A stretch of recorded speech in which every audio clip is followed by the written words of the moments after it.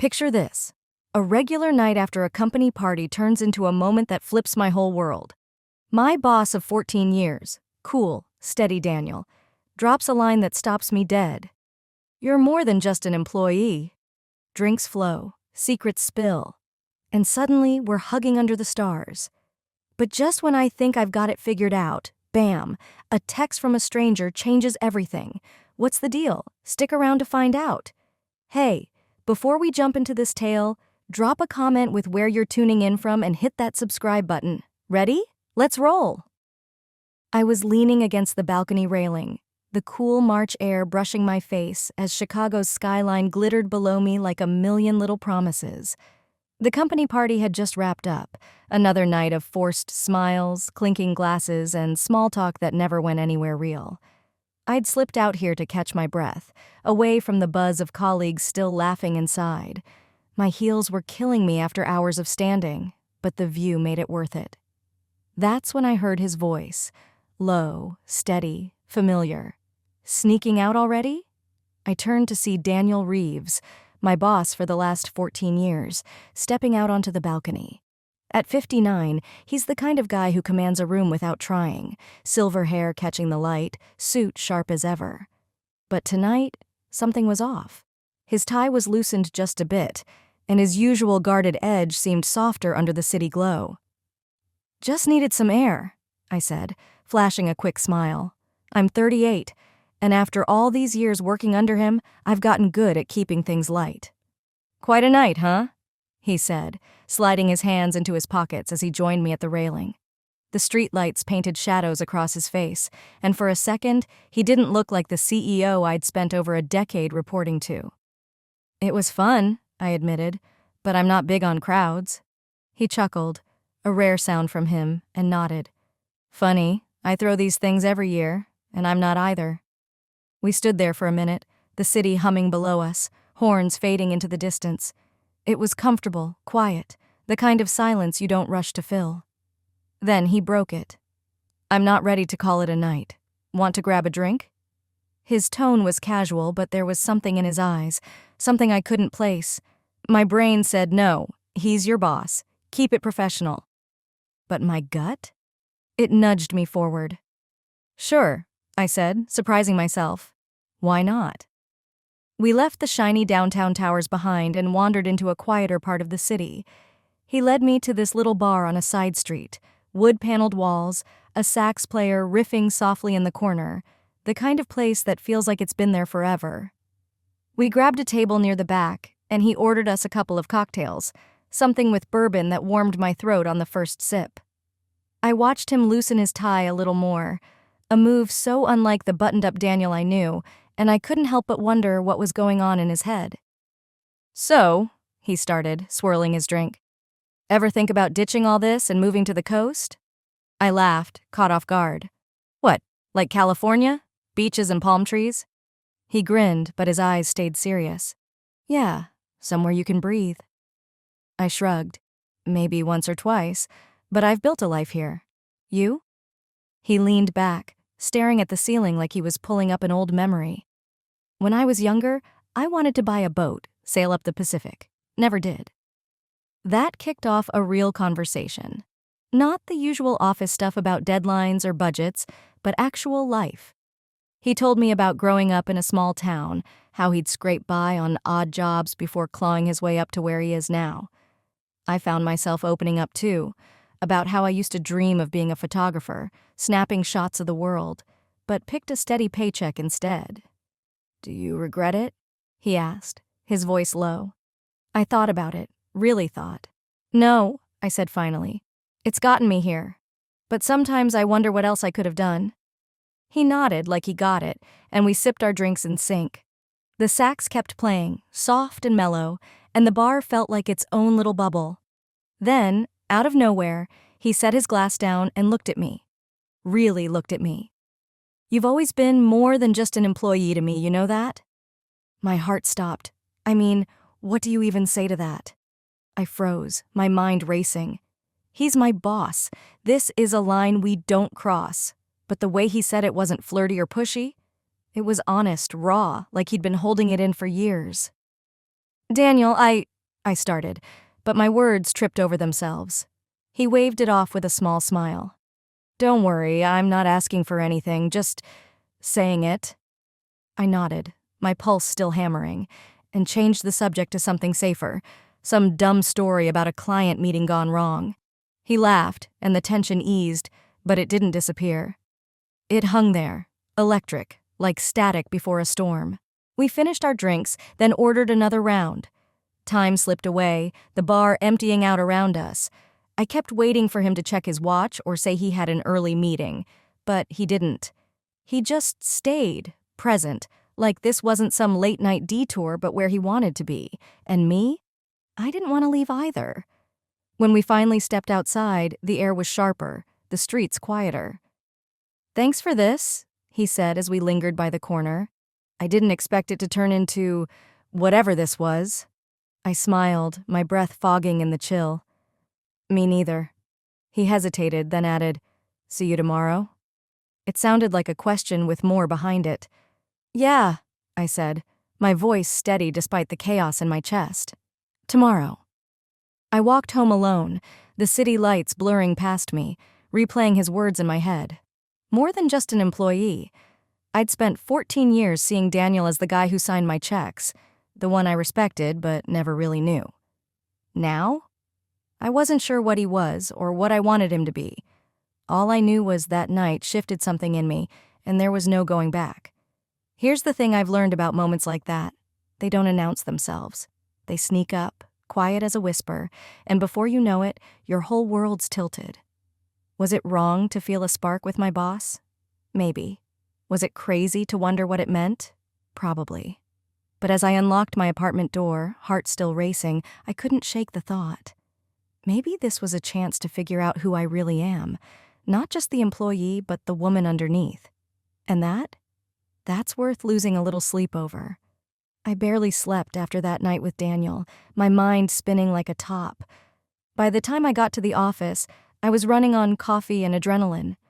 The place was its usual Monday chaos, phones ringing, keyboards clacking, people darting between cubicles. I dropped my bag at my desk and tried to focus on an email, but my eyes kept drifting to the glass wall of Daniel's office. He was in there on a call, looking every bit the polished CEO I'd known for 14 years. Then his gaze flicked up, caught mine, and held it for a beat too long. My stomach flipped. I looked away fast, pretending to type something brilliant.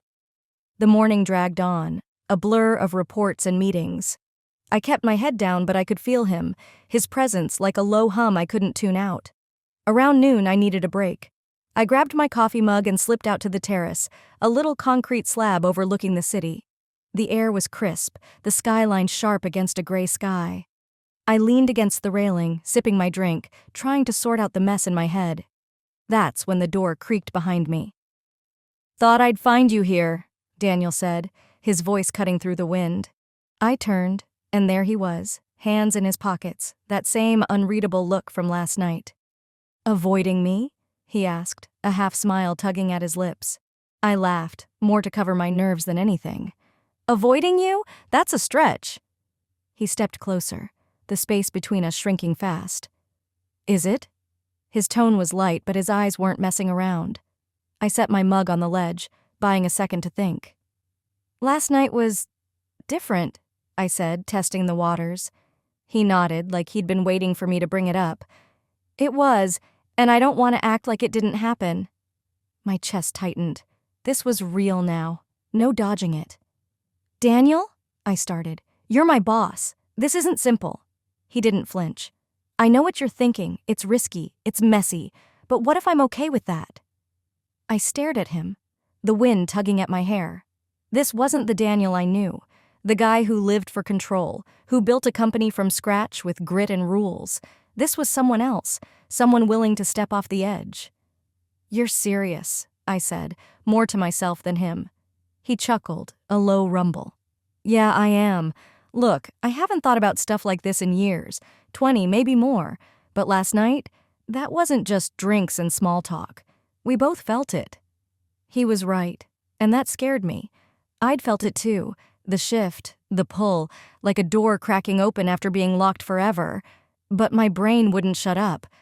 "We can't," I said, my voice firmer than I felt. "There's rules, expectations." He cut me off, not loud, just steady. "I don't care about rules. Not when it's about this." I blinked, thrown. "This?" "You and me," he said, simple as that. "Last night we weren't boss and employee. We were just us. Tell me you didn't feel it too." I opened my mouth to argue, to say something safe, but nothing came out. Because he wasn't wrong. I'd felt it. The way he listened, the way his words hit me deeper than they should have. I turned back to the railing, gripping it like it'd keep me grounded. "What are we even doing, Daniel?" He stepped beside me, close enough that I could smell his cologne. Something woody, warm. "I don't know," he admitted, "but I don't want to walk away from it either." I glanced at him and his face was open, unguarded, like he was letting me see the guy behind the title for once. "You're overthinking this," he added, softer now. "I get it. It's complicated, but it doesn't have to be a disaster." I let out a breathy laugh. "Complicated's an understatement. What happens if this goes sideways? My job, your company?"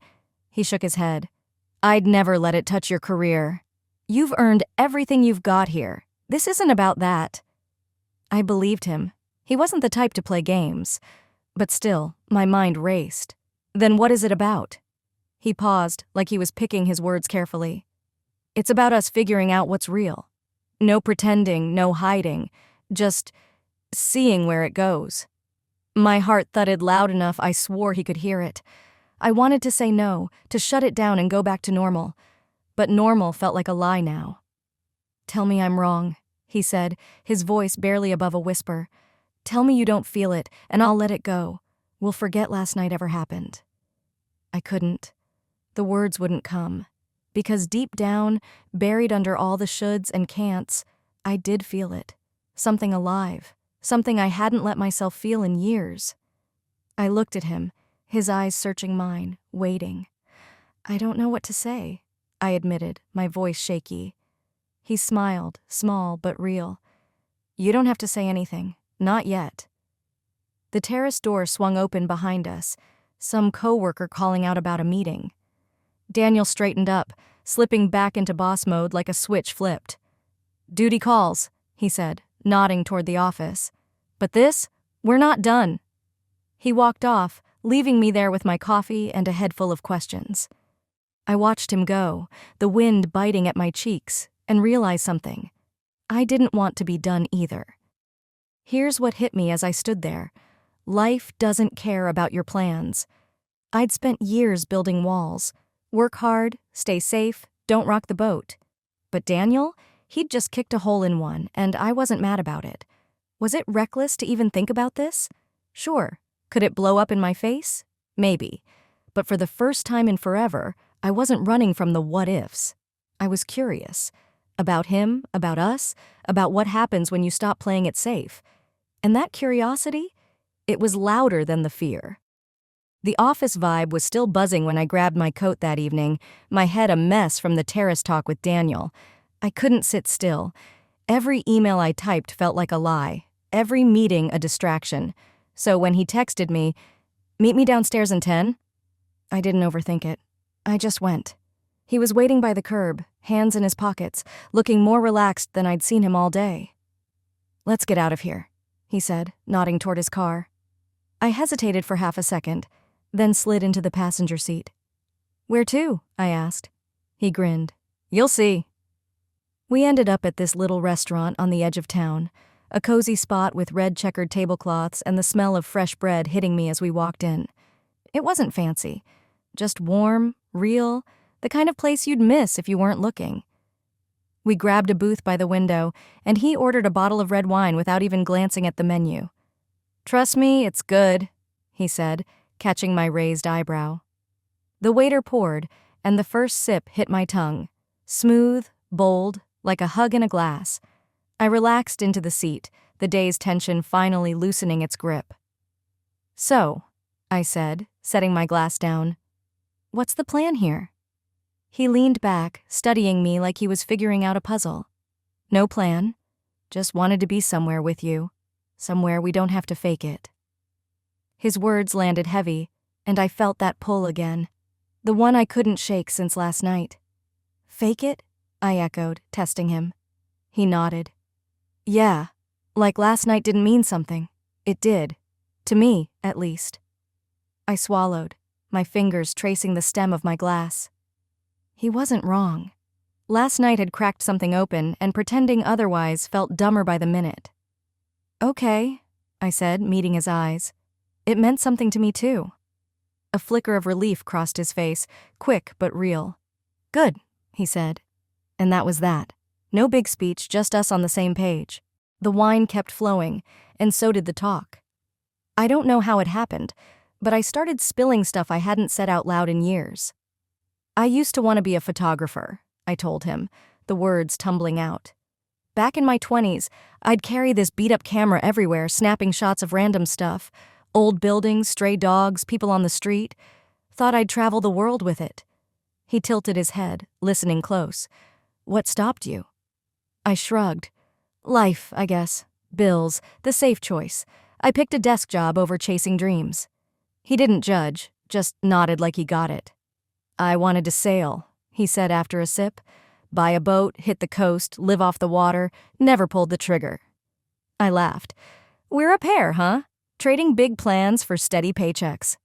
He grinned, but his eyes softened. Maybe, but you're still here, kicking butt at work. That's not nothing. I felt my cheeks warm, not from the wine, but from him seeing me like that. Then the mood shifted. He reached across the table, his hand brushing mine, warm and deliberate. You ever think we spend too much time being scared? He asked. My breath caught. Scared of what? He didn't blink. Of what we want. Of taking a shot at something real. I froze, his words hitting me square in the chest. I'd spent years dodging risks, telling myself I was too old, too settled. But here he was, calling it out. I don't know, I said, honest. Maybe, I've gotten good at playing it safe. He squeezed my hand, light but firm. Maybe it's time to stop. My heart pounded, loud enough I swore the whole place could hear it. I didn't pull away, didn't want to. The waiter picked that moment to swing by, fumbling a pitcher of water and splashing it across the table. We both jumped, then cracked up, the tension snapping like a rubber band. Nice timing, buddy, Daniel muttered, tossing him a napkin with a grin. We mopped up the mess, still laughing, and it felt good, normal, human. By the time we finished dinner, the restaurant was half empty, the night settling in outside. We stepped into the cool air, the streetlights glowing soft amber. I shivered, and he noticed, shrugging off his jacket and draping it over my shoulders. Better? He asked. I nodded, his cologne wrapping around me like a quiet promise. We walked a bit, no rush, just letting the moment stretch. At a stoplight, I stopped pretending I didn't feel it. The buzz, the warmth, the him. I turned, stepped close, and hugged him. Not some big dramatic thing, just my arms around his shoulders, his around my waist, steady and right. I felt his breath hitch, then settle against my neck. Guess I'm in, I said, pulling back with a small smile. His eyes lit up, crinkling at the corners. Yeah? Good. We stood there, the city moving around us, cars honking, a dog barking somewhere, but it was just us, locked in that bubble. I didn't know where this was going, and for once, I didn't care. I'd spent so long running from what-ifs, building walls to keep life predictable. But Daniel? He made me want to peek over them. Was it nuts to feel this way about my boss? Maybe. Could it mess everything up? Sure. But as we started walking again, his jacket still warm on my shoulders, I thought, why not find out? Life's too short to keep saying no to the good stuff. I woke up the next morning with Daniel's jacket still slung over my chair, his cologne lingering like a quiet reminder of last night. My phone buzzed, his name on the screen. Dinner tonight? Park by the lake? 6? My thumbs hovered over the keys, but I didn't hesitate long. Yeah, let's do it. All day, I buzzed with this weird mix of nerves and excitement, like I was 20 again, waiting for a first date. By the time I got to the park just outside the city, the sun was dipping low, painting the trees gold. Daniel was already there, leaning against a bench, looking out at the water. "Hey," I said, walking up. He turned, that easy smile kicking up. "Hey yourself." He was in a sweater and jeans. Casual, human, not the suit and tie guy I was used to. We sat on the bench, the lake rippling in front of us, and for a minute we just took it in, the ducks gliding, the breeze rustling leaves. Then I cut to the chase. "Daniel, where's this going?" My voice was steady, but my pulse wasn't. He exhaled like he'd been waiting for it. "I don't have a playbook here," he said, turning to me. "But I don't want last night to be a one-off. I want us to figure this out. Together." I nodded, chewing on that. "Me too. But work," he jumped in quick. "Work stays work. We keep it separate. No favoritism, no drama. Outside the office, that's ours." It sounded simple, clean, like something we could actually pull off. "You think we can do that?" I asked. He grinned. "I think we're smart enough to try." I laughed, and it felt good, like shaking off a weight I'd carried too long. "Okay," I said. "Let's see where it takes us." His smile widened, crinkling his eyes, and I saw relief there, real and raw. We talked more, about dumb stuff like favorite road trips and the worst coffee we'd ever had. It was easy, natural, like we'd been doing this forever. The sun sank lower, the air cooling fast, and I shivered. He noticed, sliding closer and wrapping an arm around me. "Better?" he asked, his voice low. I leaned into him, his warmth steadying me. "Yeah." We stayed like that, his arm around my shoulders, watching the sky turn pink. It wasn't some big romantic moment, just quiet, right? I'd spent years dodging anything that could mess up my neat little life, but sitting there with him, I didn't want to dodge anymore. "You know," I said, breaking the silence, "I've been scared to want stuff like this. Always thought I'd missed my shot." He squeezed my shoulder. "You didn't miss anything. We're here now." That hit me. We're here now, not 10 years ago, not some perfect timing I dreamed up. Just now, messy and real. I turned to him, his face soft in the fading light. "Thanks for not letting me run from this," I said. He chuckled. "Thanks for not running too fast." We both laughed, and then he pulled me in for a hug, slow, warm, the kind that says more than words ever could. I hugged him back, my cheek against his sweater, feeling his heartbeat steady under my ear. The park emptied out, the last joggers fading into the dusk. We stood to leave, brushing off the bench, and he took my hand as we walked to the lot. "This feels good," he said, simple as that. "Yeah," I agreed. "It does." I didn't know what tomorrow would look like, office meetings, stolen glances, keeping it under wraps, but I wasn't scared. For the first time in forever, I was ready to roll with it, to see where this road went with him by my side. We got to my car, and he opened the door for me, lingering as I slid in. "See you tomorrow?" he asked, that same question from the first night, loaded with more now. "Yeah," I said, smiling. "Tomorrow." He stepped back, watching as I started the engine, and I pulled out, the park shrinking in my rear view. I was halfway home, replaying the night, when my phone lit up on the passenger seat. A text from an unknown number. I glanced at it, expecting spam, but the words stopped me cold. "Tell Daniel his wife says hi." My heart dropped, the road blurred, my hands tight on the wheel. Wife? He'd never mentioned, never even hinted. Oh God, what had I walked into? If you loved this, give it a thumbs up, subscribe, drop a comment, and pass it along to your buddies.